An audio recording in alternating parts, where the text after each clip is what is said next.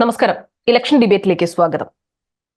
ഈ തെരഞ്ഞെടുപ്പിൽ കേരളത്തിൽ ഏറ്റവും കൂടുതൽ ശ്രദ്ധയാകർഷിക്കുന്ന മണ്ഡലങ്ങളിൽ ഒന്നാണ് തൃശൂർ. ശക്തമായ ത്രികോണ മത്സരം നടക്കുന്ന തൃശൂർ മണ്ഡലത്തിൽ ഇടതുമുന്നണിക്ക് വേണ്ടി VS സുനിൽകുമാർ അംഗത്തിനിറങ്ങുമ്പോൾ കോൺഗ്രസിന് വേണ്ടി K മുരളീധരനും BJPക്ക് വേണ്ടി സുരേഷ് ഗോപിയുമാണ് മത്സര രംഗത്തുള്ളത്.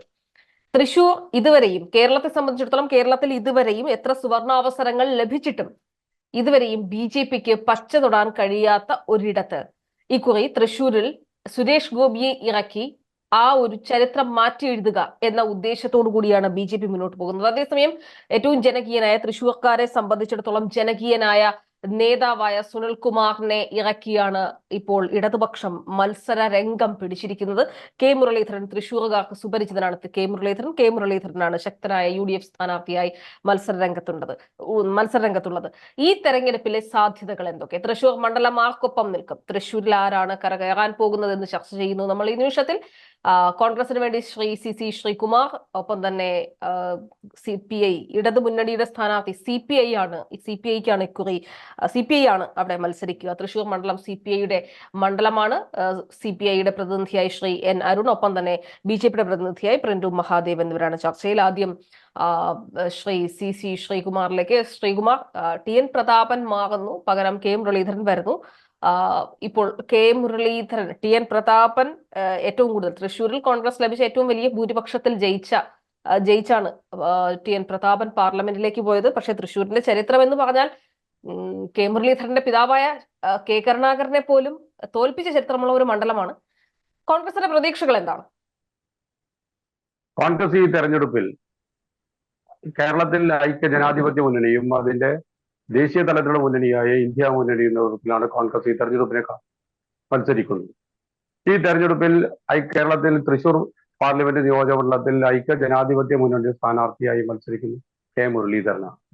K മുരളീധരൻ എന്ന് പറഞ്ഞാൽ ഈ ഐക്യ ജനാധിപത്യ മുന്നണിയുടെ ഒരു ട്രബിൾ ഷൂട്ടർ എന്ന നിലക്ക് BJPയുടെ അല്ലെങ്കിൽ വർഗീയ ശക്തികളുടെ മുന്നേറ്റം ഉണ്ടാകുന്ന എല്ലാ സ്ഥലത്തും വലിയ മുന്നേറ്റം നടത്താൻ സാധിച്ചിട്ടുള്ള രാഷ്ട്രീയ പാരമ്പര്യമുള്ള ഒരു വലിയ നേതാവിനെയാണ് കോൺഗ്രസ് ഈ തെരഞ്ഞെടുപ്പ്. അതുകൊണ്ട് തന്നെ ഈ തെരഞ്ഞെടുപ്പിൽ ഐക്യ ജനാധിപത്യ മുന്നണിക്ക് കഴിഞ്ഞ തെരഞ്ഞെടുപ്പിൽ ലഭിച്ച ഭൂരിപക്ഷത്തിനേക്കാൾ ഉയർന്ന ഭൂരിപക്ഷം, ചരിത്രത്തിൽ ഏറ്റവും വലിയ ഭൂരിപക്ഷത്തിൽ ഐക്യ ജനാധിപത്യ മുന്നണി തൃശൂർ മണ്ഡലത്തിൽ K മുരളീധരനിലൂടെ വിജയം കരസ്ഥമാക്കാൻ തയ്യാറായിരിക്കുക. ശരി. വർഗീയ ശക്തികൾക്കെതിരായ മത്സരത്തിന്റെ ഭാഗമായാണ് K മുരളീധരനെ പോലെ ഒരു ശക്തനായ സ്ഥാനാർത്ഥി വരുന്നത് എന്നുള്ളതാണ്. അരുൺ, നാം അങ്ങോട്ട് ഇറങ്ങുകയല്ലേ എന്ന് പറഞ്ഞുകൊണ്ടാണ് സുനിൽകുമാർ പ്രചരണം തുടങ്ങുകയും ചെയ്തത്. സുനിച്ചേട്ടൻ പ്രത്യേകിച്ചും തൃശ്ശൂറുകാർക്ക് പരിചയപ്പെടുത്തേണ്ട ഒരു മുഖമല്ല സുനിൽകുമാർ. അപ്പോ എങ്ങനെയാണ് ഇടതുമുന്നണിയുടെ കോട്ടയായിരുന്നല്ലോ ഏകദേശം ഇതുവരെ നടന്ന തെരഞ്ഞെടുപ്പുകളിൽ 10 തെരഞ്ഞെടുപ്പുകളിൽ ഇടത് സ്ഥാനാർത്ഥികളെ വിജയിപ്പിച്ച് ദില്ലിയിലേക്ക് അയച്ച മണ്ഡലമാണ്. അതായത് ഒരു ഇടത് സ്വഭാവമൊക്കെ വളരെ ശക്തമായി ഉള്ള മണ്ഡലമാണ് തൃശ്ശൂർ. പക്ഷെ തൃശ്ശൂരിൽ ഇക്കുറി ഒന്ന് വിയർക്കുന്നുണ്ടോ സുനിൽകുമാർ? ഒരിക്കലുമില്ല. തെരഞ്ഞെടുപ്പിന്റെ പ്രാധാന്യത്തോടു കൂടി തന്നെ ഈ തെരഞ്ഞെടുപ്പിനെ കാണുന്നു. പക്ഷേ ഈ തെരഞ്ഞെടുപ്പിൽ ഇടതുമുന്നണിയുടെ വിജയം തൃശ്ശൂരിൽ സുനിശ്ചിതമാണ്. ആദ്യ റൗണ്ടിൽ വിജയിച്ച് കയറുന്ന മണ്ഡലങ്ങളിൽ ഒന്നായിരിക്കും തൃശ്ശൂർ. അതിന് പ്രധാനപ്പെട്ട കാരണം ഇവിടെ സൂചിപ്പിച്ചതുപോലെ തൃശ്ശൂരിലെ ജനങ്ങളുടെ ഒരു ഇടത് മനോഭാവം. 2021 തെരഞ്ഞെടുപ്പിൽ, അസംബ്ലി തെരഞ്ഞെടുപ്പിൽ ഇടതുപക്ഷ ജനാധിപത്യ മുന്നണിക്ക് UDFിനേക്കാൾ 1,38,000 വോട്ടിന്റെ വർധനവുണ്ടായിരുന്നു.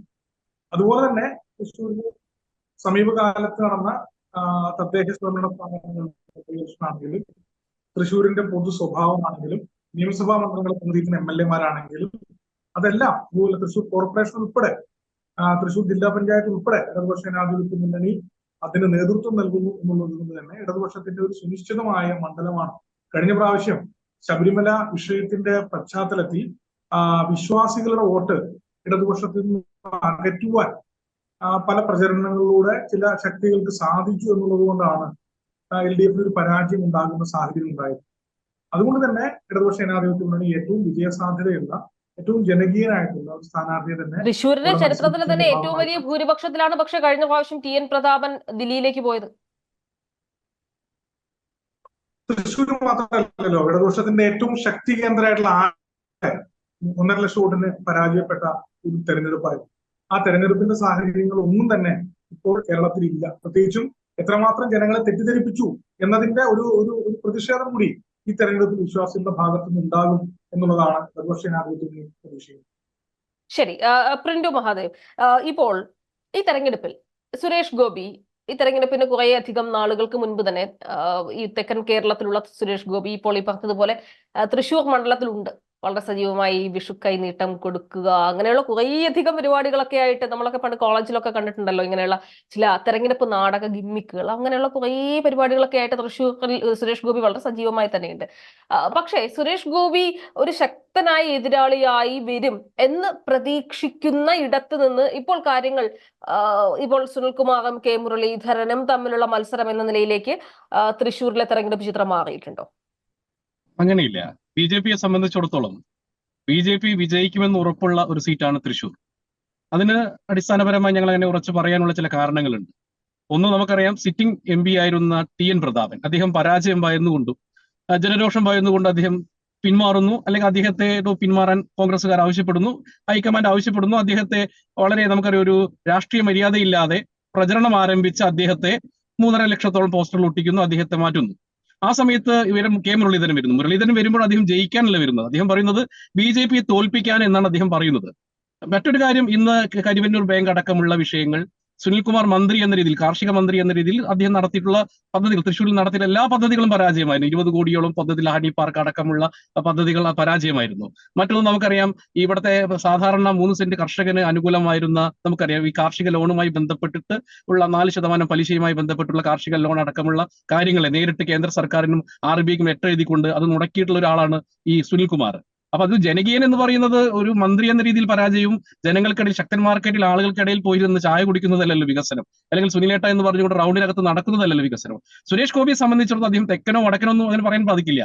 അങ്ങനെയാണെങ്കിൽ വടക്കനായിരുന്നല്ലോ കെ കരുണാകരൻ, അദ്ദേഹം മാളയുടെ മാണിക്യമെന്നാണ് അറിയപ്പെടുന്നത്, അദ്ദേഹം കണ്ണൂർകാരനാണ്. അപ്പൊ അതിനകത്ത് പ്രാദേശിക വികാരമൊന്നും തൃശ്ശൂർ ജില്ലയിലെ ആളുകൾക്കില്ല. സുരേഷ് ഗോപിയെ സംബന്ധിച്ചിടത്തോളം രാഷ്ട്രീയ ഗിമിക്കല്ല. അദ്ദേഹം പരാജയപ്പെട്ട 5 വർഷത്തിൽ എല്ലാ മാസവും അദ്ദേഹം തൃശ്ശൂരിൽ വരുന്നു. അദ്ദേഹം നമുക്കറിയാം അവിനിശ്ശേരി എന്ന് പറയുന്ന ഒരു പഞ്ചായത്ത് ഏറ്റെടുത്തുകൊണ്ട് കേരളത്തിൽ തന്നെ ഏറ്റവും നല്ല പഞ്ചായത്ത്, അദ്ദേഹം ദത്തെടുത്ത പഞ്ചായത്താണ് അവിനിശ്ശേരി പഞ്ചായത്ത്. ഏറ്റവും നല്ല വികസന മാതൃകയെ കാഴ്ചവെക്കുന്ന ഒരു പഞ്ചായത്താണ്.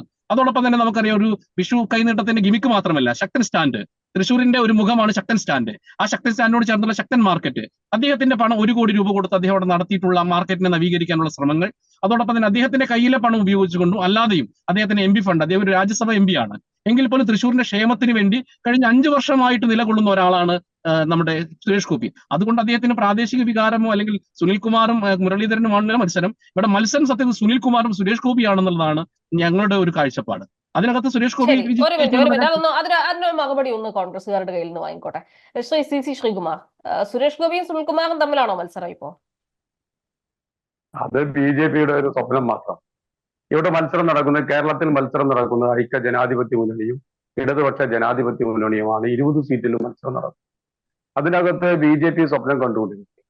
നേരത്തെ അദ്ദേഹം BJPയുടെ പ്രതി സൂചിപ്പിക്കുകയുണ്ടായിരുന്നു, ശക്തൻ ബസ് സ്റ്റാൻഡിനോടത്തുള്ള ശക്തൻ മാർക്കറ്റിന്റെ നവീകരണം. അവിടെ ഒരു കുളത്തിന്റെ പ്രവർത്തനം രാജ്യസഭ MP ഏറ്റെടുത്തു എന്നതാണ് വലിയ വായിൽ പറഞ്ഞുകൊണ്ടിരിക്കുന്നത്. മറ്റ് അവതാരിക പറഞ്ഞതുപോലെ കോളേജ് തെരഞ്ഞെടുപ്പിൽ കാണാറുള്ള രാഷ്ട്രീയ അല്ലെങ്കിൽ തെരഞ്ഞെടുപ്പ് ഗിമ്മിക്കുകളല്ലാതെ മറ്റൊന്നും തൃശ്ശൂരിന്റെ മണ്ണിൽ സുരേഷ് ഗോപി എന്ന് പറയുന്ന BJPയുടെ രാഷ്ട്രീയക്കാരന് ഒന്നും ചെയ്യാൻ സാധിച്ചിട്ടില്ല. പിന്നെ ഈ തെരഞ്ഞെടുപ്പ് എന്തുകൊണ്ടും ഐക്യ ജനാധിപത്യ മുന്നണിയുടെ വിജയം സുനിശ്ചിതമാണ്, തീരുമാനിക്കപ്പെട്ടതാണ്. BJPയുടെ പ്രതി സൂചിപ്പിക്കുകയുണ്ടായി, ജനരോഷം ഭയന്ന് പാർട്ടിക്കാർ മാറ്റി എന്നാണ് TN പ്രതാപനെ കുറിച്ച് പറഞ്ഞത്. TN പ്രതാപനെ മാറ്റുന്നത് ഓൾ ഇന്ത്യ കോൺഗ്രസ് കമ്മിറ്റിയുടെ സ്ക്രീനിംഗ് കമ്മിറ്റി ചേർന്നിട്ടാണ്. ഈ തെരഞ്ഞെടുപ്പിന്റെ രാഷ്ട്രീയ പ്രാധാന്യം കണ്ടുകൊണ്ടാണ് 2 തവണ ഇന്ത്യയുടെ പ്രധാനമന്ത്രി തൃശൂർ പാർലമെന്റിന്റെ പ്രദേശത്ത് ഒരു കല്യാണത്തിന് വേണ്ടി പോലും വരുന്ന ഒരു വലിയ രാഷ്ട്രീയ പ്രവർത്തനം കൊണ്ട് കെട്ടഴിച്ചു വിട്ടപ്പോഴാണ് ഐക്യ ജനാധിപത്യ മുന്നണി തങ്ങളുടെ സിറ്റിംഗ് MP മാറ്റുന്നത്. സിറ്റിംഗ് MP ഐക്യ ജനാധിപത്യ മുന്നണി മാറ്റുന്ന ആദ്യമായി ഈ തെരഞ്ഞെടുപ്പിലൊന്നും അല്ലല്ലോ. ഇപ്പൊ ഈ തെരഞ്ഞെടുപ്പിൽ മത്സരിക്കുന്ന ശ്രീ CC ശ്രീകുമാർ, ഈ TN പ്രതാപനെ എന്തിനാണ് മാറ്റിയത്? TN പ്രതാപൻ ഈ പറഞ്ഞതുപോലെ പോസ്റ്റർ അടിക്കുന്നു, പ്രചരണത്തിന്റെ പ്രാരംഭ ഘട്ടങ്ങളിലേക്കൊക്കെ കടക്കുന്ന ഒരു സാഹചര്യത്തിൽ പെട്ടെന്ന് അവിടേക്ക് കെ മുരളീധരനെ കൊണ്ടുവരുന്ന ഒരു അവസ്ഥ, പ്രത്യേകിച്ചും കെ മുരളീധരന്റെ കുടുംബത്തിൽ നിന്ന് ഒരാൾ BJPയിലേക്ക് പോയി വാർത്താ സമ്മേളനമൊക്കെ നടത്തിയതിനു ശേഷമാണ് ഈ പറയുന്നത് പോലെയുള്ള തീരുമാനങ്ങൾ വരുന്നതെന്ന് കൂടി ഓർക്കണം. പെട്ടെന്ന് എങ്ങനെയാണ് കെ മുരളീധരനെ പിച്ച് ചെയ്യുന്നത്, തൃശ്ശൂരിലേക്ക് പിച്ച് ചെയ്യുന്നത് എന്തിനാണ്? ടി എൻ പ്രതാപൻ, അപ്പൊ അതെന്താണ് ഈ പറഞ്ഞതുപോലെ ടി എൻ പ്രതാപൻ അപ്പോൾ അത്രയുമേൽ കഴിവില്ലാത്ത ഒരാളായിരുന്നു. ഈ പറഞ്ഞതുപോലെ നിങ്ങളുടെ പ്രതീക്ഷയ്ക്ക് ഒത്തുയരാത്തൊരു MP ആയിരുന്നു. എന്താണ് താങ്കൾ പറയാൻ ശ്രമിക്കുന്നത്? ഞാൻ എന്നോട് പറഞ്ഞ് അവസാനിപ്പിക്കാൻ അവസരം തന്നില്ല. ഞാൻ സൂചിപ്പിച്ചത് കോൺഗ്രസ് അല്ലെങ്കിൽ ഐക്യ ജനാധിപത്യ മുന്നണി പ്രത്യേകിച്ച് കേരളത്തിൽ സിറ്റിംഗ് MP-മാരെ മത്സരരംഗത്തും മാറ്റി നിർത്തുന്നത് ആദ്യമായി 2024 നടന്നൊരു പ്രതിഭാസമായിരുന്നില്ലല്ലോ. കഴിഞ്ഞ തെരഞ്ഞെടുപ്പിൽ മാറ്റി നിർത്തിയല്ലോ, അതിന് മുന്നിലത്തെ തെരഞ്ഞെടുപ്പിൽ മാറ്റി നിർത്തിയല്ലോ. KC ഇന്ന് ആലപ്പുഴയിൽ മത്സരിക്കുന്ന ഓൾ ഇന്ത്യ കോൺഗ്രസ് കമ്മിറ്റിയുടെ സംഘടനാ ചുമതലയുള്ള KC വേണുഗോപാൽ സിറ്റിംഗ് MP ആയിരുന്ന സ്ഥലത്തല്ലേ കഴിഞ്ഞ തവണ മാറ്റി നിർത്തിയത്? അതിനുവേണ്ടി PT തോമസിനെ മാറ്റി നിർത്തിയല്ലോ. കോൺഗ്രസിനകത്ത് രാഷ്ട്രീയ സാഹചര്യം അനുസരിച്ച് ഓൾ ഇന്ത്യ കോൺഗ്രസ് കമ്മിറ്റി തീരുമാനമെടുക്കാറുണ്ട്. ഇവിടെ നേരത്തെ ഇവർ പറഞ്ഞതുപോലെ, ഔദാരിക പറഞ്ഞതുപോലെ കെ കരുണാകരന്റെ കുടുംബത്തിൽ BJP-യിലേക്ക് പോയപ്പോൾ നിങ്ങൾ പെട്ടെന്ന് തീരുമാനം മാറ്റിയെന്ന് പറഞ്ഞു. കേരളവുമായി ബന്ധപ്പെടുത്തി കേരളത്തിലെ 20 ഐക്യ ജനാധിപത്യ മുന്നണി മത്സരിക്കുന്ന കേരളത്തിലെ കോൺഗ്രസ് മത്സരിക്കുന്ന സീറ്റുകളെ കുറിച്ച് ഓൾ ഇന്ത്യ കോൺഗ്രസ് കമ്മിറ്റിയുടെ പ്രഥമ യോഗത്തിലാണ് കെ മുരളീധരന്റെ പേര് വന്നിരിക്കുന്നത്. അല്ലാതെ ആദ്യ യോഗം നടത്തി കെ മുരളീധരന്റെ ഓൾ ഇന്ത്യ കോൺഗ്രസ് കമ്മിറ്റി അംഗീകരിച്ചു വിട്ടതല്ല. പിന്നെ പ്രചരണം ആരംഭിച്ചത് കേരള പ്രദേശ് കോൺഗ്രസ് കമ്മിറ്റി തെരഞ്ഞെടുപ്പ് കമ്മിറ്റി തീരുമാനം കൊടുത്തിരുന്നു. സിറ്റിംഗ് MP-മാരെല്ലാം തന്നെ താൽക്കാലികമായി പ്രചരണം ആരംഭിക്കുക, തെരഞ്ഞെടുപ്പ് രംഗം സജീവമാക്കാൻ പറഞ്ഞു. അതിന്റെ ഭാഗമായിക്കൊണ്ട് കെ മുരളീധരനും ടി എൻ പ്രതാപനും ശശി തരൂരും ഹൈബി ഈഡനും എന്ന് വേണ്ട കോൺഗ്രസിന്റെ മുഴുവൻ സിറ്റിംഗ് MP-മാർ പ്രചരണം ആരംഭിച്ചിട്ടുണ്ട്.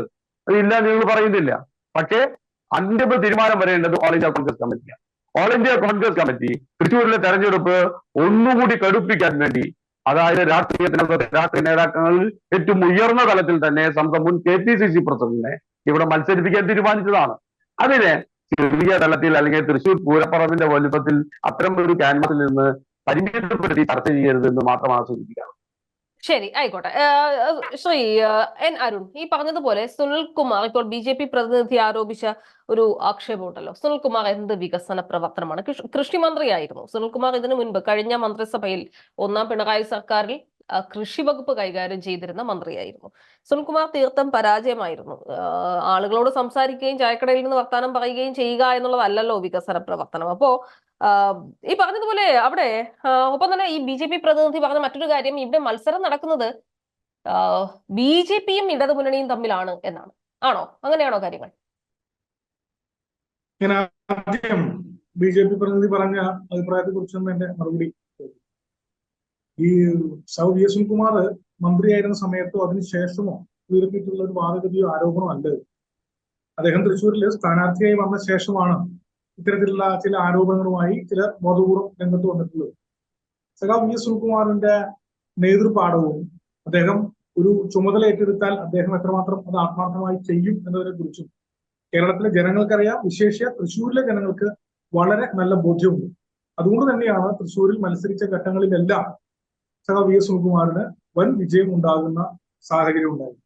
അതുകൊണ്ട് തന്നെ അത്തരത്തിലുള്ള പ്രചരണങ്ങളൊന്നും നിങ്ങൾക്ക് ഗുണം ചെയ്യില്ല എന്ന് ആദ്യം തന്നെ പറഞ്ഞില്ലേ. നിങ്ങൾ മറ്റെന്തെങ്കിലുമൊക്കെ പ്രചരണം ഏറ്റെടുക്കുകയായിരിക്കും നല്ലത് UDF-നെ സംബന്ധിച്ചിടത്തോളം എന്നുള്ളതാണ്. BJP-യെ സംബന്ധിച്ചിടത്തോളം എന്നുള്ളതാണ് പറയാനുള്ളത്. ഈ തെരഞ്ഞെടുപ്പിൽ ഇടതുപക്ഷ ജനാധിപത്യ മുന്നണി വൻ മുന്നേറ്റം ഉണ്ടാക്കിക്കൊണ്ടിരിക്കുമ്പോൾ അവിടെ UDF-ഉം BJP-യും ശക്തമായി തെരഞ്ഞെടുപ്പ് രംഗത്ത് തന്നെയാണ്, അല്ലെങ്കിൽ തെരഞ്ഞെടുപ്പ് മത്സരത്തിൽ തന്നെയാണ്. ഇടതുപക്ഷത്തെ സംബന്ധിച്ചിടത്തോളം ഈ മത്സരം ഒരു കക്ഷിയോട് എന്നതിനെ കുറിച്ചൊന്നും പറയാൻ സാധിക്കും.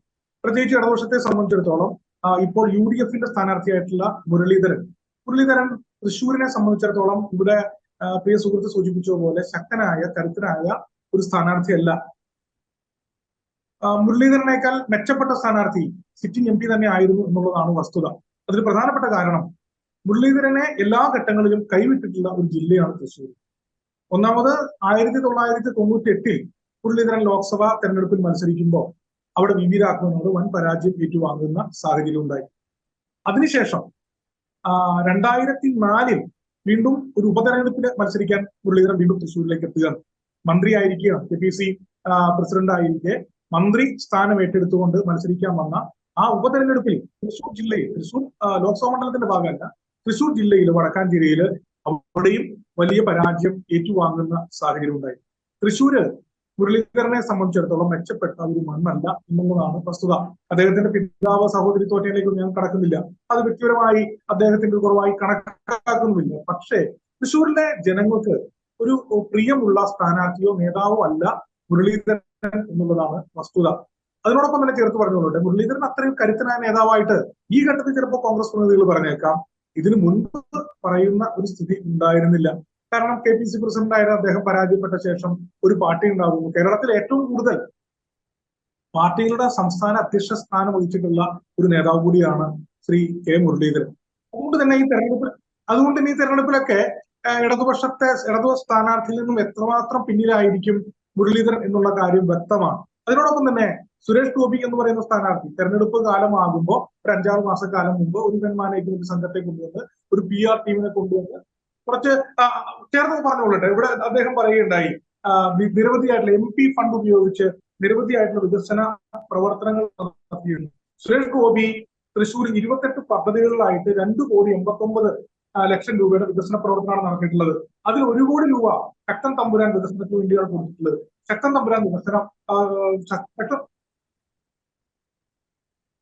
തമ്പുരാൻ സ്റ്റാൻഡിന്റെ വികസനം 1 കോടി രൂപയിൽ ഒതുങ്ങുന്നതല്ല. കോർപ്പറേഷൻ കോടിക്കണക്കിന് രൂപ അനുവദിച്ചിട്ടുണ്ട്. അതുകൂടാതെ ഇടതുപക്ഷ ജനാധിപത്യ മുന്നണി ഗവൺമെന്റ് ഇപ്പോൾ 10 കോടി രൂപ അവിടെ അനുവദിച്ചിട്ടുണ്ട്. 1 കോടി രൂപ അനുവദിച്ച് തെറ്റാണ് എന്നുള്ളതല്ല പറഞ്ഞത്.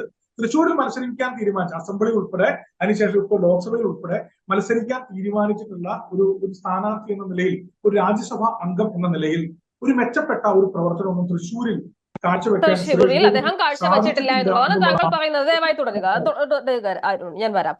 ശ്രീ CC ശ്രീകുമാർ, ഞാൻ വരാം പ്രിന്റു. അതിനു മുൻപ് ശ്രീ CC ശ്രീകുമാർ, ഇപ്പോൾ നേരത്തെ ഞാൻ ആ ചോദ്യത്തിന്റെ ഒരു ഉപചോദ്യമായി ചോദിക്കണമെന്ന് കരുതിയ ഒരു ചോദ്യമാണ്. എന്തുകൊണ്ടാണ് താങ്കൾ കൃത്യമായത് പറയൂ, എന്തുകൊണ്ടാണ് TN പ്രതാപൻ അവിടെ നിന്ന് മാറ്റി നിർത്തപ്പെടുന്ന ഒരു സാഹചര്യം ഉണ്ടായത്? TN പ്രതാപൻ പ്രചരണത്തിലേക്കൊക്കെ കടക്കുന്ന ഒരു ഘട്ടം ഉണ്ടായിരുന്നതല്ലേ? അല്ലെങ്കിൽ TN പ്രതാപനോട് പോസ്റ്ററുകൾ ഉൾപ്പെടെ അടിക്കുന്ന ഒരു സാഹചര്യം ഉണ്ടായതല്ലേ? പക്ഷെ അവിടെ നിന്നൊക്കെ തന്നെയും പെട്ടെന്നൊരു ചേഞ്ച് എങ്ങനെയാണ് ഉണ്ടാവുന്നത്? എന്താണ് അതിന്റെ രാഷ്ട്രീയമായ കാരണം? എന്താണ്? സാധാരണ ഈ തെരഞ്ഞെടുപ്പിൽ ഐക്യ ജനാധിപത്യ മുന്നണി കോൺഗ്രസിന് വേണ്ടി മത്സരിപ്പിക്കുന്ന സ്ഥാനാർത്ഥികളുടെ പട്ടിക പരിശോധിച്ചാൽ നിങ്ങൾക്ക് ബോധ്യപ്പെടും. കോൺഗ്രസിന്റെ സംഘടനാ തലത്തിൽ തീരുമാനമെടുക്കുന്ന ഏറ്റവും ഉന്നത അധികാര സമിതിയായ ഓൾ ഇന്ത്യ കോൺഗ്രസ് കമ്മിറ്റിക്ക് കീഴിലുള്ള വർക്കിംഗ് കമ്മിറ്റിയിലെ 4 അംഗങ്ങളെയാണ് ഈ തെരഞ്ഞെടുപ്പിൽ കോൺഗ്രസ്, കൂടാതെ ഇപ്പോൾ നിലവിലുള്ള KPCC പ്രസിഡന്റ്, മുൻ KPCC പ്രസിഡന്റുമാരെ, വലിയ കോൺഗ്രസിനെ സംബന്ധിച്ചോളം രാഷ്ട്രീയ നേതൃത്വത്തിൽ ഏറ്റവും ഉന്നതരായ ആളുകളെ മത്സരിപ്പിക്കാൻ തീരുമാനിച്ച തെരഞ്ഞെടുപ്പ്. ഷാഫി പറമ്പിൽ എന്ന് പറഞ്ഞ യൂത്ത് കോൺഗ്രസിന്റെ മുൻ സംസ്ഥാന അധ്യക്ഷൻ, ദീർഘകാലം പാലക്കാടിന്റെ MLA ആയ ഷാഫി പറമ്പിലിനെ അടക്കം ഈ തെരഞ്ഞെടുപ്പിന് മത്സരിപ്പിക്കുന്നത്. കാരണം അതൊരു പ്രധാന കാരണമുണ്ട്. ഈ 10 വർഷം ഭരിച്ച നരേന്ദ്രമോദി സർക്കാരിന്റെ അവസാനത്തെ മന്ത്രിസഭാ യോഗത്തിന്റെ വിജ്ഞാപനം അവർ ശ്രദ്ധിച്ചു. 10 കൊല്ലം നടത്തിയ വികസന പ്രവർത്തനങ്ങളുടെ നേട്ടങ്ങളെ കുറിച്ചല്ല അവർ പറഞ്ഞത്. 10 കൊല്ലം നടത്തിയ ക്ഷേമ പ്രവർത്തനങ്ങളുടെ നേട്ടങ്ങളെ കുറിച്ചല്ല പറഞ്ഞത്. അവർ പറഞ്ഞത് ഈ തെരഞ്ഞെടുപ്പിൽ അന്തിമമായി പറയുന്നത് CAA പൗരത്വ ഭേദഗതി നിയമത്തിന്റെ വിജ്ഞാപനമാണ് പുറത്തുവിട്ടത്. രാജ്യത്തിന്റെ പൗരത്വം മതത്തിന്റെ പേരിൽ, ജാതിയുടെ പേരിൽ നിർവചിക്കാനുള്ള സംഘപരിവാർ അജണ്ടയാണ് 10 വർഷം ഭരിച്ച ഈ NDA സർക്കാരിന് 10 കൊല്ലം മുന്നേ പറഞ്ഞ അതേ വർഗീയത പറയുകയും 7.5 കൊല്ലം ഭരിച്ച സംസ്ഥാന സർക്കാർ ആ ഒരു ചോദ്യം പറഞ്ഞത്, അല്ലെങ്കിൽ താങ്കൾ അങ്ങനെ ആ തരത്തിലൊരു ഉത്തരം പറഞ്ഞത് കൊണ്ടൊരു ചോദ്യം ചോദിക്കട്ടെ. എങ്കിൽ താങ്കൾ പറയൂ, പൗരത്വ ഭേദഗതി നിയമവുമായി ബന്ധപ്പെട്ട് എന്ത് നിലപാടാണ് മല്ലികാർജുൻ ഖാർഗെ, നിങ്ങളുടെ AICC അധ്യക്ഷൻ, സ്വീകരിച്ചിരിക്കുന്നത്? എന്ത് മറുപടിയാണ് മാധ്യമങ്ങളുടെ ചോദ്യത്തിന് അദ്ദേഹം നൽകിയിരിക്കുന്നത്? അതൊന്ന് പറയൂ, കേൾക്കട്ടെ. ഞാൻ പറഞ്ഞത് പൂർത്തീകരിച്ചോട്ടെ. ഞാൻ പറഞ്ഞ കാര്യം പൂർത്തീകരിച്ചോട്ടെ. അതായത് തെറ്റായ മെസ്സേജായി പോകും, ഇൻകംപ്ലീറ്റ് ആയിരുന്നു. ഇതിനകത്ത് ഞാൻ സൂചിപ്പിച്ചു വന്നത് 7.5 വർഷം ഭരിച്ച ഇടതുമുന്നണി സർക്കാർ, ആ സർക്കാരും സംസ്ഥാന സർക്കാരും പറയുന്നത് അവരുടെ 7 വർഷക്കാലത്തെ ഭരണ നേട്ടങ്ങളെ കുറിച്ചൊന്നുമല്ല പറയുന്നത്. അവര് പറയുന്നതും CAA കുറിച്ചാണ്, അല്ലെങ്കിൽ ഈ രാജ്യത്തിന്റെ ജാതിപരമായ വർഗീയപരമായ ധ്രുവീകരണത്തെ കുറിച്ചാണ്. ആ 2 മുന്നണികളും ഈ രാജ്യത്ത് വർഗീയമായി ധ്രുവീകരിച്ച് വർഗീയത എത്രയല്ല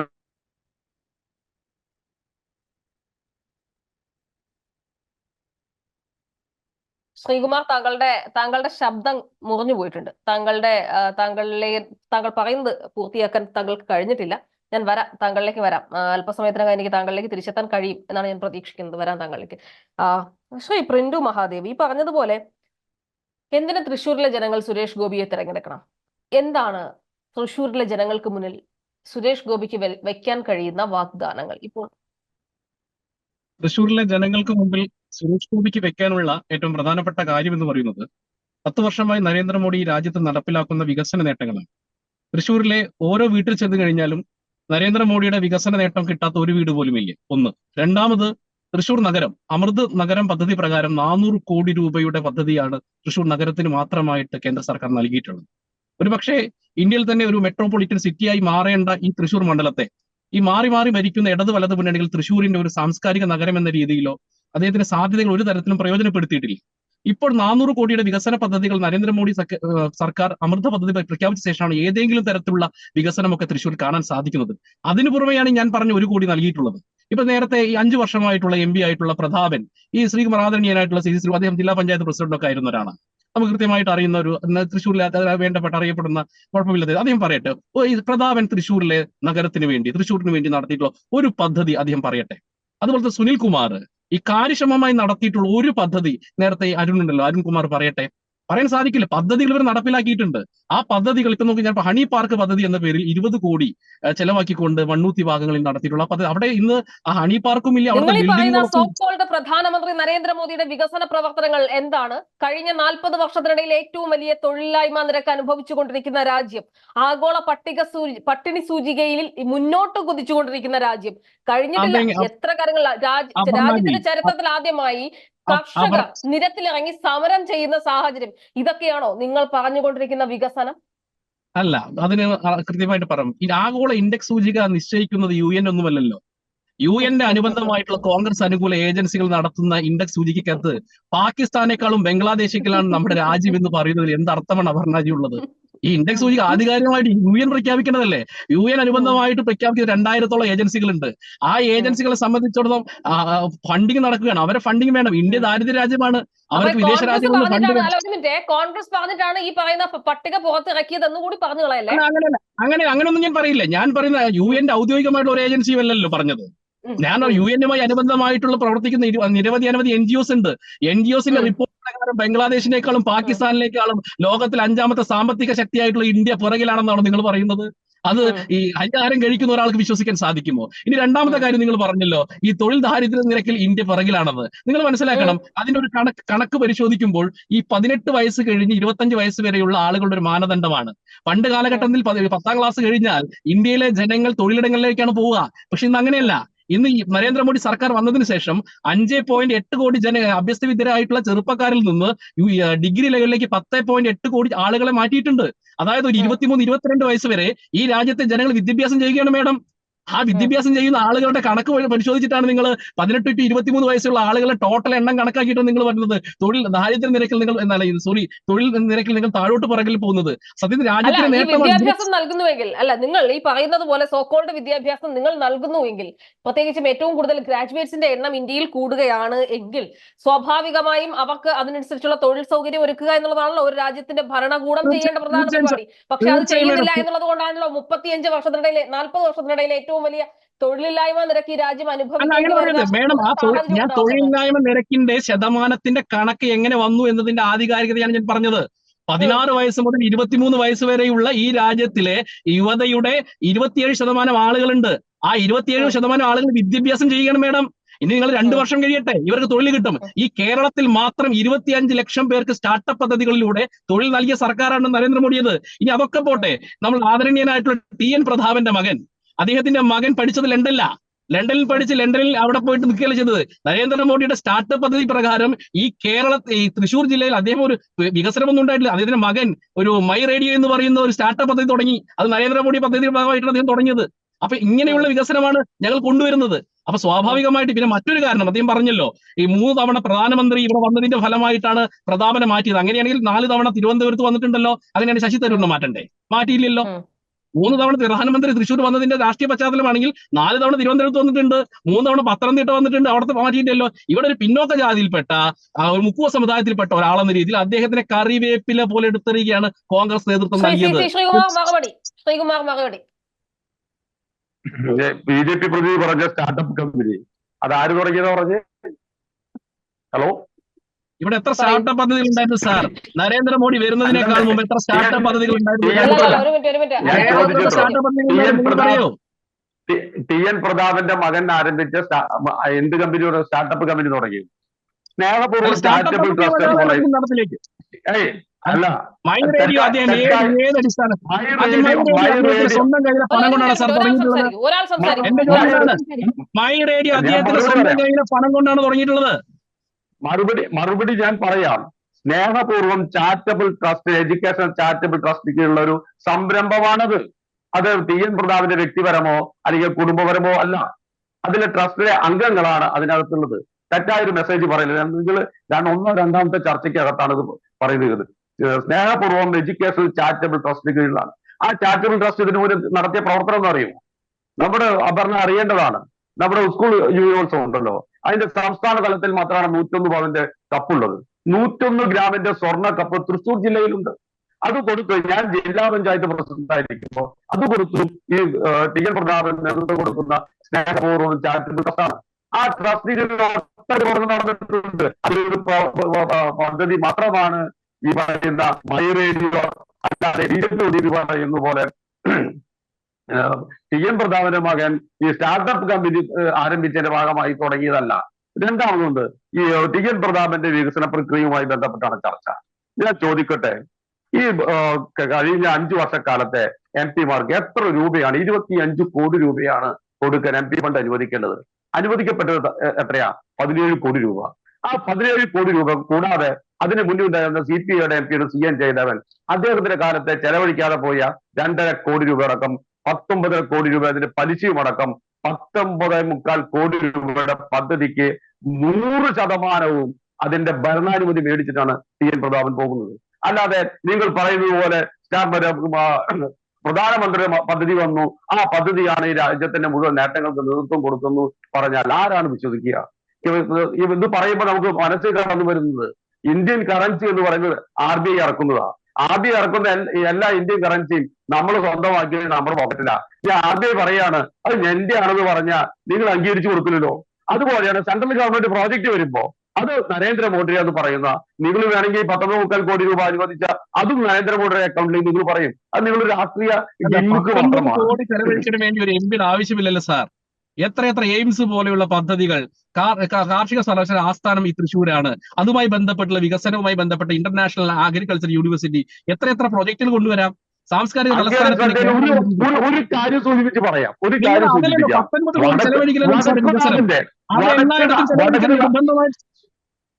ഒറ്റ കാര്യം സൂചിപ്പിക്കട്ടെ. വടക്കുനാഥന്റെ പൈതൃക പദ്ധതിക്ക് വേണ്ടി കടലാസ് എഴുതി കൊടുത്തിട്ട് ചവിട്ടുകൊട്ടയിൽ എറിഞ്ഞ സർക്കാരാണ്. ഇനി എന്നോട് പറയിപ്പിക്കണോ? ഒട്ടനവധി പദ്ധതികൾക്ക് നിർദ്ദേശം MP എന്ന നിലയ്ക്ക് എഴുതി കൊടുത്ത് ഒന്നുപോലും രാഷ്ട്രീയ തിമിരം കാരണം ഒന്നുപോലും അംഗീകരിക്കാതെ പോയ ഒരു സർക്കാരാണ്. ആ സർക്കാരിനെ കുറിച്ച് നിങ്ങൾ ഈ ഇവിടുന്ന് അതരവ്യായാമം നടത്തുന്നത്. എങ്ങനെ അതരവ്യായാമം നടത്തിയാലും ആവില്ല. മറ്റൊന്ന്, ഈ നേരത്തെ നമ്മൾ ചർച്ച ചെയ്തു പോയ ജനീയ മന്ത്രി VS സുനിൽകുമാറിന്റെ പദ്ധതികളെ കുറിച്ച് ബനാന ഹണി പാർക്കും ഒരു ഒറ്റ പദ്ധതിയാണ്. ഇനിയുമുണ്ട് അദ്ദേഹം പറഞ്ഞ്. തൃശ്ശൂർ കിഴക്കേക്കോട്ടയിൽ പടിഞ്ഞാറ് കോട്ടയിലും 2 കൊക്കാലിൽ 2 ഫ്ലൈ ഓവർ വരുമെന്ന് ആദ്യത്തെ ബഡ്ജറ്റിൽ പറഞ്ഞതാണ്. ആ ഫ്ലൈ ഓവർ ഒന്ന് ഇടതുപക്ഷ രാജ്യത്ത് മുന്നിലെ പ്രതിനിധി ഒന്ന് കാണിച്ചു തന്നാൽ നന്നായി. കിഴക്കേക്കോട്ടയിലെ ഫ്ലൈ ഓവർ കഴിഞ്ഞില്ല. കശുമാങ്ങിൽ വരുന്ന ഒസിയാൻ എന്നൊരു ആരോഗ്യപൂർണമായ പാനീയം അത് കൊടുക്കൂടെ പറഞ്ഞു. അതും കഴിഞ്ഞില്ല. അദ്ദേഹത്തിന്റെ നാട്ടിൽ അന്തിക്കാട് അദ്ദേഹം മന്ത്രിയായിരിക്കുമ്പോൾ കൊടുത്തൊരു കുടിവെള്ള പദ്ധതി ഉണ്ട്. അത് മര്യാദയ്ക്ക് വളരെ കൃത്യമായി അത് മോണിറ്റർ ചെയ്യായിരുന്നെങ്കിൽ ആ പദ്ധതിയിൽ നിന്നും ആളുകൾക്ക് വെള്ളം കുടിക്കാൻ പറ്റും. ആ പദ്ധതിയിൽ നിന്ന് തുള്ളി വെള്ളം കുടിച്ച ആളുകൾ പോവില്ല. ഇതാണ് നിങ്ങൾ പറയുന്ന മന്ത്രി. എനിക്ക് പ്രിന്റുവിലേക്ക് ഒരു ചോദ്യം ഉണ്ട്. പ്രിന്റു, ഇപ്പോൾ നിങ്ങൾ നേരത്തെ പറഞ്ഞല്ലോ മോദിയുടെ ഗ്യാരണ്ടിയെ കുറിച്ച്, മോദിയുടെ വികസനങ്ങളെ കുറിച്ച്. പക്ഷേ മോദി പറഞ്ഞിട്ടുള്ള പല കാര്യങ്ങളും പിന്നീട് ഏതെങ്കിലും തരത്തിൽ, അതായത് കൊറോണയുടെ സമയത്ത്, അതായത് കോവിഡ് ഈ രാജ്യത്തെ മുഴുവൻ പിടികൂടിയ സമയത്ത് പറഞ്ഞത് എന്തായിരുന്നു? മഹാഭാരത യുദ്ധം നടന്നത് 18 ദിവസമാണ്, നിങ്ങൾ എനിക്ക് 21 ദിവസം തരൂ എന്നുള്ളതാണ്. എനിക്ക് 50 ദിവസം തരൂ, അല്ലെങ്കിൽ നിങ്ങൾ എന്നെ പച്ചയ്ക്ക് കത്തിച്ചുകൊള്ളൂ എന്ന് പറഞ്ഞിട്ടുണ്ട്.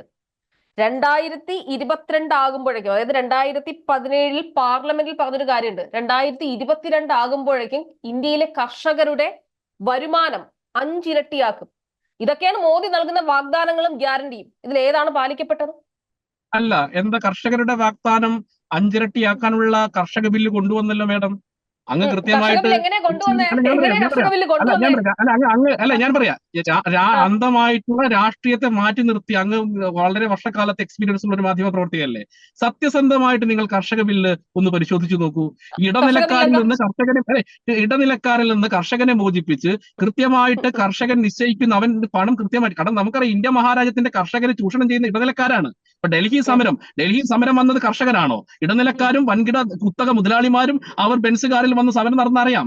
ശരിക്കും അടിസ്ഥാനപരമായി ശാസ്ത്രീയമായിട്ട് കർഷകനെ രക്ഷിക്കാനുള്ള ബില്ലായിരുന്നു കർഷക ബില്ല്. നിങ്ങൾ അന്ധമായിട്ട് നരേന്ദ്രമോദി ഈ 2016 ശേഷം ഈ രാജ്യത്ത് ആത്മഹത്യ ചെയ്ത കർഷകരുടെ എണ്ണം എത്രയാണെന്ന് അറിയാമോ പ്രിന്റു മഹാദേവ്? ഞാൻ പറയട്ടെ അല്ല, അങ്ങനെയല്ല 10 വർഷക്കാലത്തിനിടയിൽ അതെങ്ങനെ സംഭവിച്ചു? അല്ല മേഡം, അതിനകത്തൊരു കണക്കിനൊരു മിസ്റ്റേക്ക് ഉണ്ട് മേഡം. ഈ രാജ്യത്ത് 3 സെന്റ് ഉള്ള ഭൂമിയുള്ള ഒരാളും കർഷകനാണ്. 3 സെന്റ് ഭൂമിയുള്ള ആളും കർഷകനാണ്. അപ്പൊ സ്വാഭാവികമായിട്ട് ഏതെങ്കിലും തരത്തിലൊരു വ്യക്തി ആത്മഹത്യ ചെയ്തു കഴിഞ്ഞാൽ അതിനെ മുഴുവൻ കർഷകന്റെ കണക്കിൽപ്പെടുത്തിക്കൊണ്ട് നിങ്ങൾ പ്രസാദ്, ഞാൻ പറയാം, ആലപ്പുഴയിലെ മേഡം, ആലപ്പുഴ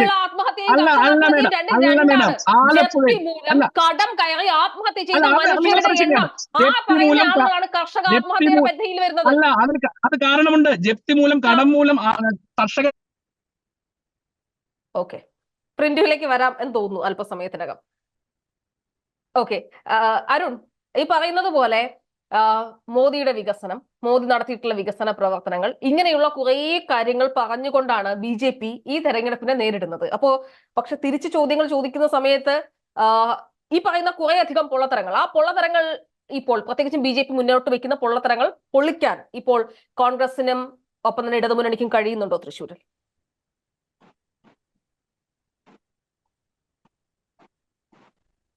ഇത് കേരളത്തിലെ ജനങ്ങൾക്ക് നല്ല ബോധ്യമുണ്ടല്ലോ. അതുകൊണ്ടാണല്ലോ BJPക്ക് ഒരു സീറ്റ് പോലും കേരളത്തിലെ ജനങ്ങൾ കൊടുക്കാത്തത്. ഇതുപോലെ കുറെ നുണകളുടെ ഗ്യാസ് ഫാക്ടറി സ്ഥാപിച്ച് അതിങ്ങനെ അടിച്ചു വിടുക എന്നുള്ളതാണ് BJPയുടെ രീതി. പറയുന്നതെല്ലാം ഇപ്പോ പറഞ്ഞുകൊണ്ടിരിക്കുന്നത് കർഷകര് 3,17,000 കർഷകര് ആത്മഹത്യ ചെയ്തു എന്ന് പറയുന്നത് ഈ രാജ്യത്ത് ആകെ ആത്മഹത്യ ചെയ്ത ആളുകളാണെന്നാണ് പറയുന്നത്. അതുപോലെ സ്റ്റാർട്ടപ്പിനെ കുറിച്ച് പറയുന്നു, അതുപോലെ വിവിധങ്ങളായിട്ടുള്ള പദ്ധതികൾ കൊണ്ടുവന്നതിനെ കുറിച്ച് പറയുന്നു. ഇതിന്റെയൊക്കെ പ്രഖ്യാപനം എത്രമാത്രം യാഥാർത്ഥ്യമാക്കുവാൻ പറ്റിയിട്ടുണ്ട് എന്നുള്ള കാര്യമാണ് നമ്മൾ പരിശോധിക്കേണ്ടത്. അതിനേക്കാൾ ഉപരി ഈ ഗവൺമെന്റിന്റെ പ്രവർത്തനം പരിശോധിക്കുമ്പോൾ എന്താണ് നമ്മുടെ ഇന്ത്യൻ കറൻസിയുടെ ഇപ്പോഴത്തെ വില, എത്രമാത്രം പണപ്പെരുപ്പം ഈ രാജ്യത്ത് രൂക്ഷമായിരിക്കുന്നു, എത്രമാത്രം തൊഴിലില്ലായ്മ ഈ രാജ്യത്ത് രൂക്ഷമായിരിക്കുന്നു, ഈ രാജ്യത്തിന്റെ ദാരിദ്ര്യം എന്താണ്, കണക്കെന്താണ്, ഇത്തരം കാര്യങ്ങളെ കുറിച്ച് ഒന്നുമേ പറയാനുള്ള തയ്യാറല്ല. വെറുതെ ഗ്യാസ് അടിച്ചുവിട്ടതുപോലെ ജനങ്ങളുടെ കണ്ണിൽ പൊടിയിടാൻ കുറെ നുണകൾ പറഞ്ഞുകൊണ്ടിരിക്കുന്നു. ചില സ്ഥലങ്ങളിലൊക്കെ ആളുകൾ അത് വിശ്വസിച്ചേക്കാം, പക്ഷെ കേരളത്തിലെ ജനങ്ങൾ അത് വിശ്വസിക്കാൻ പോകുന്നില്ല. മനുഷ്യനെ മതത്തിന്റെ പേരിൽ ഭിന്നിപ്പിക്കുന്നത് എന്തിനു വേണ്ടിയാണ്? ഈ തെരഞ്ഞെടുപ്പിന്റെ ഘട്ടത്തിൽ 1 മാസക്കാലം മുമ്പ് ആ നിയമം പാസ്സാക്കാൻ തീരുമാനമെടുത്തതുകൊണ്ടാണ്. ഈ രാജ്യത്ത് ജനങ്ങളുടെ മുമ്പിൽ വികസനം പറഞ്ഞുകൊണ്ടും ജനക്ഷേമ പദ്ധതിയുടെ കാര്യം പറഞ്ഞുകൊണ്ടും വോട്ട് ചോദിച്ച് ചെല്ലാൻ നിവൃത്തിയില്ല. അതുകൊണ്ട് തന്നെ ജനങ്ങളെ തമ്മിലടിപ്പിക്കാനുള്ള ഒരു പുതിയ ഉപായം, പഴയ വീഞ്ഞ് പുതിയ കുപ്പിയിൽ ഇറക്കിയിരിക്കുകയാണ്. 2020 നടപ്പിലാക്കാൻ തീരുമാനിച്ചു, ഒരു സംഘർഷമൊക്കെ ഉണ്ടാക്കി, ഒരു കലാപം ഉണ്ടാക്കി, തൽക്കാലത്തേക്ക് മാറ്റിവെച്ചു. വീണ്ടും തെരഞ്ഞെടുപ്പ് സമയത്ത് പുൽവാമ ആക്രമണത്തെ കഴിഞ്ഞ തെരഞ്ഞെടുപ്പിൽ ഉപയോഗിച്ച പോലെ ഇപ്രാവശ്യം പൗരത്വ ഭേദഗതി ബില്ലിന് ഉപയോഗിക്കുന്നു, ഇപ്രാവശ്യം അയോധ്യ ക്ഷേത്രത്തെ ഉപയോഗിക്കുന്നു, ഇപ്രാവശ്യം അവർ മുത്തലാഖിനെ ഉപയോഗിക്കുന്നു. ഇപ്രാവശ്യം അത്തരത്തിൽ മനുഷ്യന്റെ വിശ്വാസത്തെ, മനുഷ്യന്റെ വൈകാരിക തലങ്ങളെ തെറ്റിദ്ധരിപ്പിച്ചുകൊണ്ട് അത് BJPക്ക് അനുകൂലമാക്കി മാറ്റാൻ വേണ്ടിയാണ് നടക്കുന്നത്. അതിനോടൊപ്പം തന്നെ ചേർത്ത് പറഞ്ഞുകൊള്ളട്ടെ, ഈ പറഞ്ഞ വിഷയങ്ങളിലൊക്കെ കെ മുരളീധരന്റെ നിലപാടായിരുന്നു. ഇന്ത്യൻ പാർലമെന്റിൽ ഉൾപ്പെടെ ഈ വിഷയത്തിൽ കെ മുരളീധരന്റെ നിലപാടെന്തായിരുന്നു, അദ്ദേഹത്തിന്റെ പാർട്ടിയുടെ നിലപാടെന്തായിരുന്നു? AICC അധ്യക്ഷൻ എന്താണ് പൗരത്വ ഭേദഗതി ബില്ലിന്റെ നിയമത്തെ കുറിച്ച് പറഞ്ഞത്? എത്ര ദിവസം എടുത്തു പൗരത്വ ഭേദഗതിക്കെതിരെ ഒരു സമരം നടത്താൻ? രാഹുൽ ഗാന്ധി ഉൾപ്പെടെയുള്ള കോൺഗ്രസിന്റെ നേതാക്കന്മാര് ഈ സൗത്ത് ഇന്ത്യയിലല്ലാതെ ഉത്തരേന്ത്യയിൽ എവിടെയെങ്കിലും ഇതിനെതിരെ ഒരു സമരം നടത്തിയതായി കണ്ടോ, ഒരു പ്രകടനം നടത്തിയതായി കണ്ടോ? ഒന്നുമില്ല. ഈ സൗത്ത് ഇന്ത്യയിൽ ഒരു പൊളിറ്റിക്സ്, സൗത്ത് ഇന്ത്യക്ക് പുറത്തു പോയാൽ മറ്റൊരു രാഷ്ട്രീയം, അത്തരത്തിൽ രാഷ്ട്രീയ പാപ്പരത്വത്തിന്റെ നിലപാടില്ലായ്മയുടെ ഒരു സംഘമായി ഈ രാജ്യത്തിന്റെ പ്രധാനപ്പെട്ട പ്രതിപക്ഷ പാർട്ടിയായി പ്രവർത്തിക്കേണ്ട കോൺഗ്രസ് മാറുന്നു. രാജ്യത്തെ മുച്ചൂടും വർഗീയവൽക്കരിച്ച് നശിപ്പിക്കുവാൻ സംഘപരിവാര ഗവൺമെന്റ് മുന്നോട്ട് പോകുന്നു. ആ ഒരു ഘട്ടത്തിൽ ഇടതുപക്ഷത്തിന്റെ പ്രസക്തി എന്ന് പറയുന്നത് ഒരു ശക്തമായ ചേരി മതനിരപേക്ഷ പ്രസ്ഥാനങ്ങളെ കൊണ്ട് ഉണ്ടാക്കുവാനും ശരി, എന്തായാലും നമുക്ക് കാത്തിരുന്ന് കാണാം. ജൂൺ 3-ാം തീയതി വോട്ട് പെട്ടി തുറക്കുന്ന സമയത്ത് ആരാണ് തൃശ്ശൂരിനൊപ്പം നിൽക്കുക, ആർക്കൊപ്പമാണ് തൃശ്ശൂർ നിൽക്കുന്നത് എന്നുള്ളതിനെ കുറിച്ച് നമുക്കറിയാം. വളരെ നന്ദി ശ്രീ എൻ അരുണിനൊപ്പം തന്നെ CC ശ്രീകുമാർ ഒപ്പം പ്രിന്റു മഹാദേവ് ചർച്ചയിൽ പങ്കെടുത്തത്. നമസ്കാരം.